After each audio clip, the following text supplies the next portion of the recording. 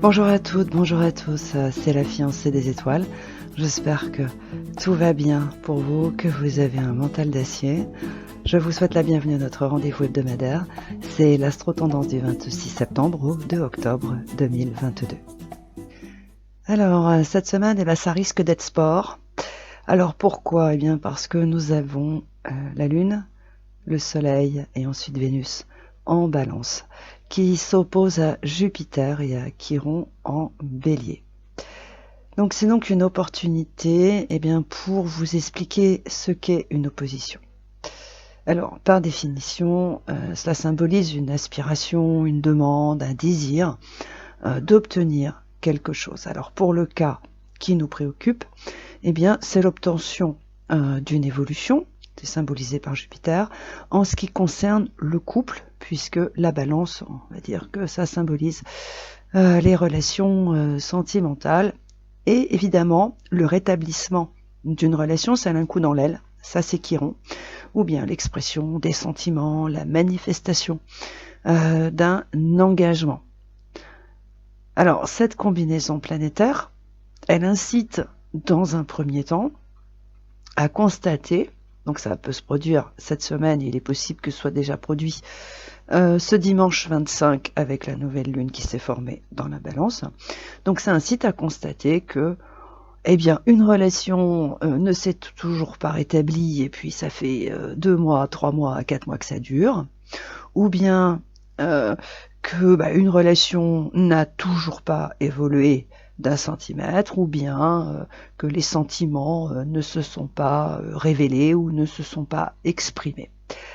En conséquent, lors de ces oppositions, il va être tenté de tout faire pour obtenir donc soit l'évolution, soit le rétablissement d'une relation, ou bien la déclaration des sentiments, parce qu'en fait, là, il y a le constat que la réalisation de ces aspirations est toujours en attente.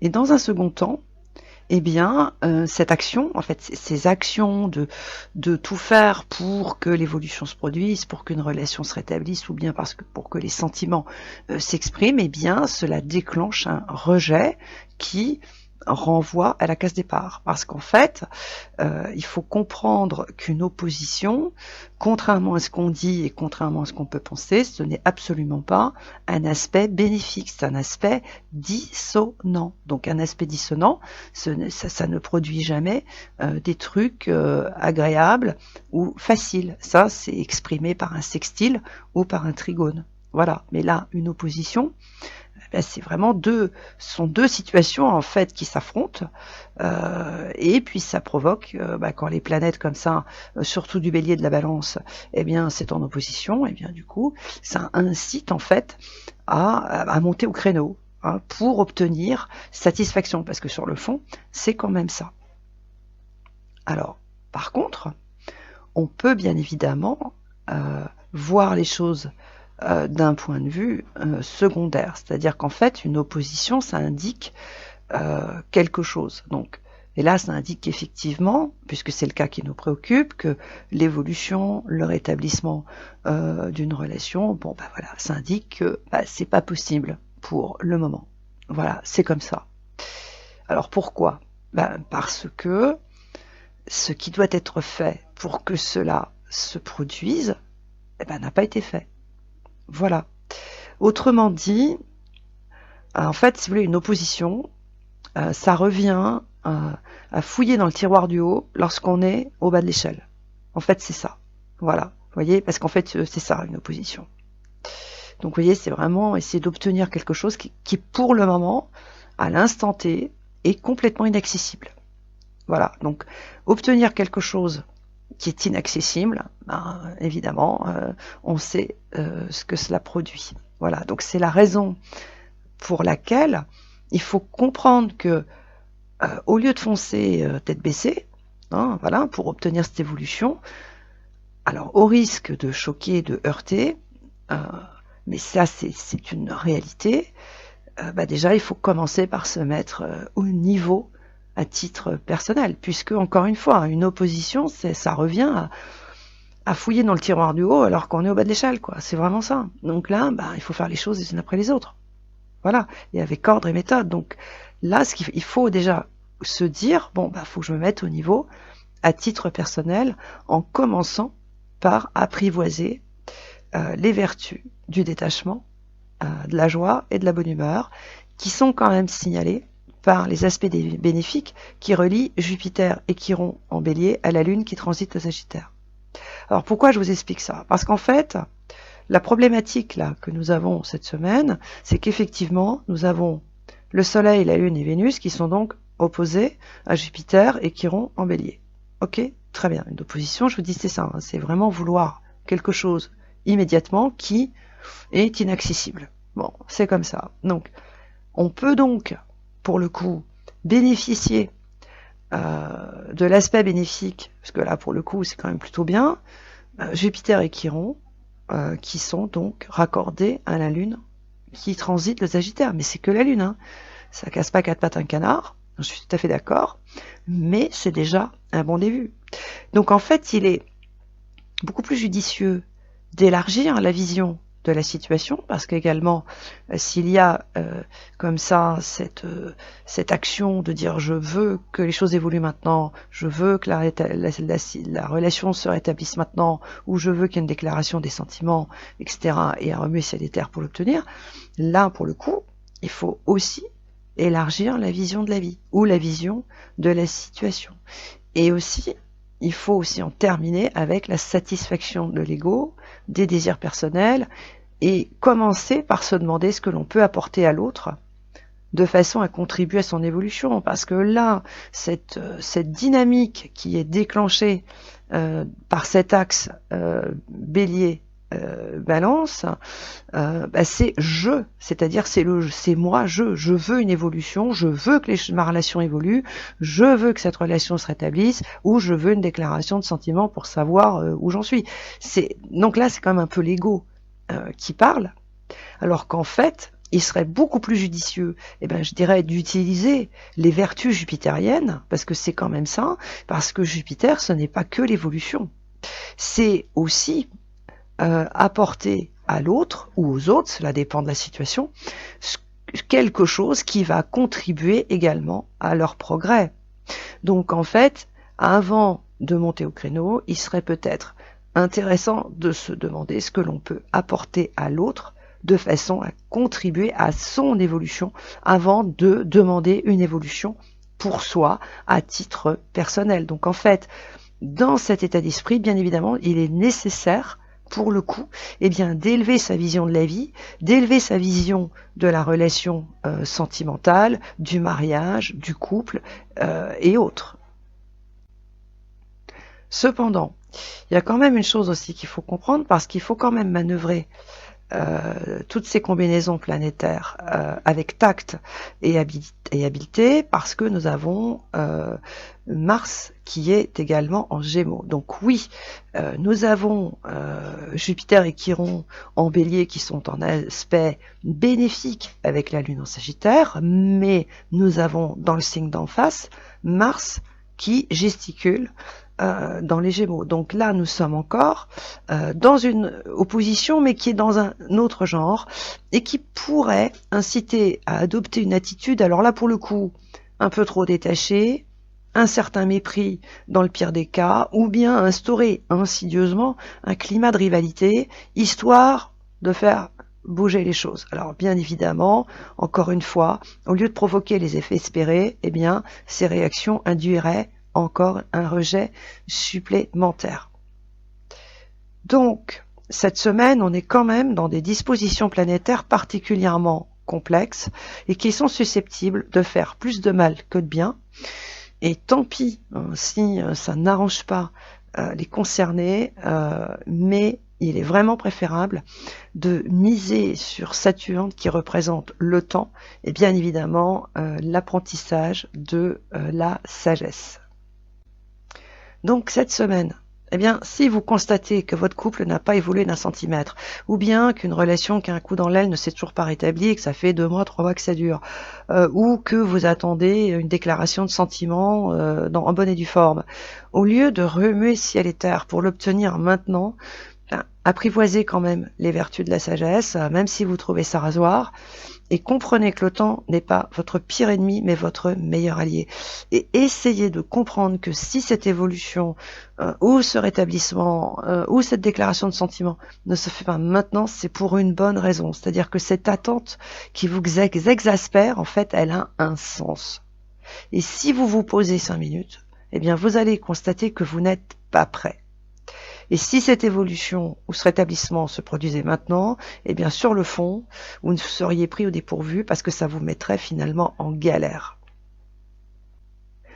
Par ailleurs, il y a aussi une chose, si vous voulez, on peut aller aussi un peu plus loin. Parce que finalement, si vous réclamez cette évolution ou ce rétablissement de relation ou cette déclaration de sentiment, eh bien c'est pour vous rassurer. Parce que bien que vous ne vouliez pas le reconnaître, ce qui vous pousse à exiger cette évolution ou ce rétablissement ou cette déclaration de sentiment, eh bien, c'est la peur. Alors je sais que ça dérange, je sais que ça choque, je sais que ça peut exaspérer, mais il faut quand même voir les choses en face. Et qui est-ce qui l'indique? Eh bien, c'est Lilith qui est en Cancer. Parce qu'il faut quand même pas oublier que Lilith est toujours planquée en Cancer. Alors oui, Lilith en théorie, c'est la part d'ombre. Ok, tout le monde dit ça. Hein. Ouais, c'est la part d'ombre, très bien. C'est vrai que c'est plus glamour. Mais en réalité, Lilith, qu'est-ce qu'elle révèle? Le truc dont on veut surtout pas en entendre parler, parce que ça met un gros coup dans l'aile à l'ego. Clairement. Mais si on veut voir la réalité en face, Lilith, elle secoue des peurs qui sont complètement périmées. Mais qui datent de 1902, hein, clairement. Et qui, par la même occasion, eh bien, ces peurs, elles incitent à exiger des trucs qu'ils sont aussi finalement. Voilà. Donc en fait, Lilith, en secouant ces peurs dans tous les sens, en les révélant, eh bien, elle incite à penser que cette évolution, ce rétablissement de relation ou cette déclaration de sentiment, eh bien, est le meilleur remède. Parce que c'est ça qui va dissiper finalement ces peurs. Alors qu'en réalité, il n'en est rien. Parce qu'une fois l'euphorie passée, mettons, si, comme par magie, l'évolution se produisait comme ça instantanément, ou le rétablissement de la relation, pareil, ça se produit tout de suite sans qu'il y ait rien à faire, donc la déclaration de sentiments se produit, voilà, alors oui, il va y avoir une période d'euphorie, d'enthousiasme, voilà, vous allez être sur un petit nuage rose, mais une fois que ça va passer, parce que ça c'est éphémère, eh bien ces peurs vont revenir, mais dans une version différente, et ça va être reparti pour un tour. Mais clairement, c'est ça.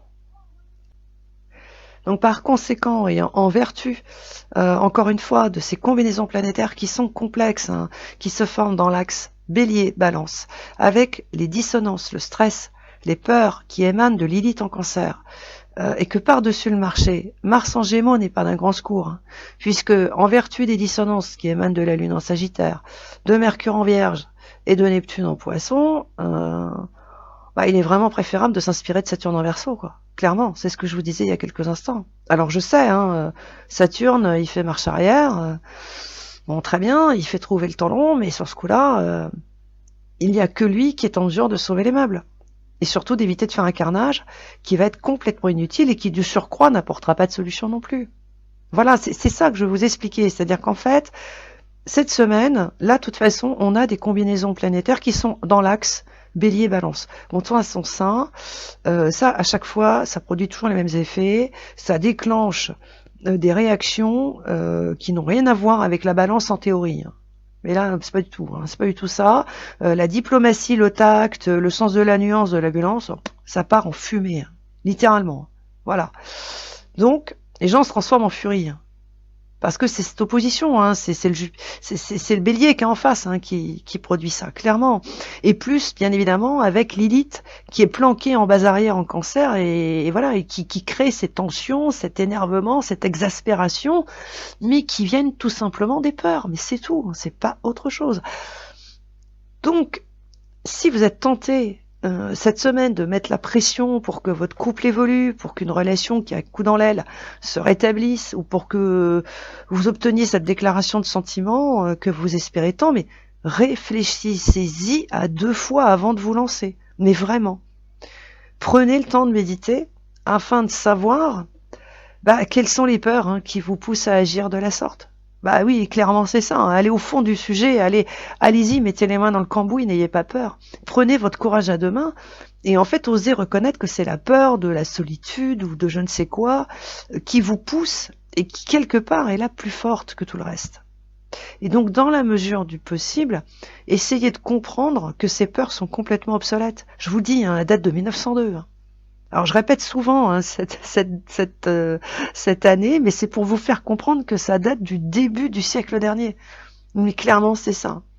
Donc vous feriez mieux de vous en défaire une bonne fois pour toutes. Et de comprendre que voilà, ça a plus court, que ces demandes n'ont aucun sens, quoi.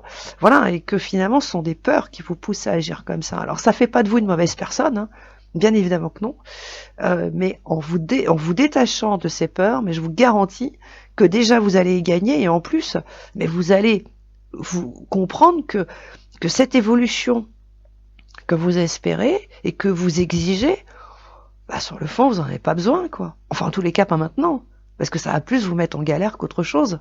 Voilà, et que finalement, que cette relation qui est peut-être un peu amochée, qui est pas, voilà, qui marche un coup dans un sens, un coup dans l'autre, enfin voilà, que c'est pas très commode et pas très pratique, que sur le fond c'est pas grave, que finalement ça vous va très bien, voilà, et encore une fois que c'est pas si grave que ça, et que en ce qui concerne cette déclaration de sentiment que vous attendez tant, finalement vous allez comprendre que, oui, la personne elle vous manifeste ses sentiments, alors oui, à sa façon bien à elle, mais que voilà, elle le fait quand même parce que si vous rejetez un coup d'œil dans le rétroviseur, vous allez constater que maintes et maintes fois, cette personne vous a vraiment témoigné de sa sincérité, de son honnêteté, de sa gentillesse, de sa bienveillance, de son amour et tout ce que vous voulez. Ça s'est déjà fait, donc il n'y a aucun problème là-dessus.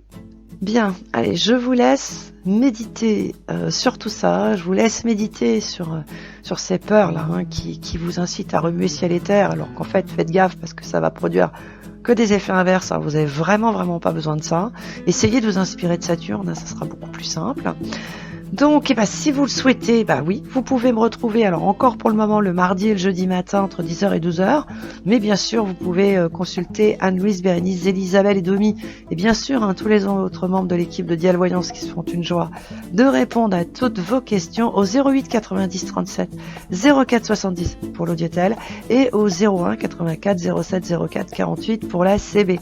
Si vous le souhaitez, vous pouvez retrouver cette astro-tendance, des podcasts, des horoscopes et d'autres articles sur mon blog www.lafiancéedesétoiles.com. Et si ce n'est pas déjà fait, abonnez-vous à notre chaîne, likez, partagez nos vidéos parce que ça nous apporte un grand soutien et ça augmente notre visibilité. Et puis si le cœur vous en dit, partagez votre expérience par le sas des commentaires parce que ça fait avancer tout le monde, ça enrichit la communauté. Allez, je vous souhaite une bonne semaine et je vous retrouve la semaine prochaine. Ciao, bye bye.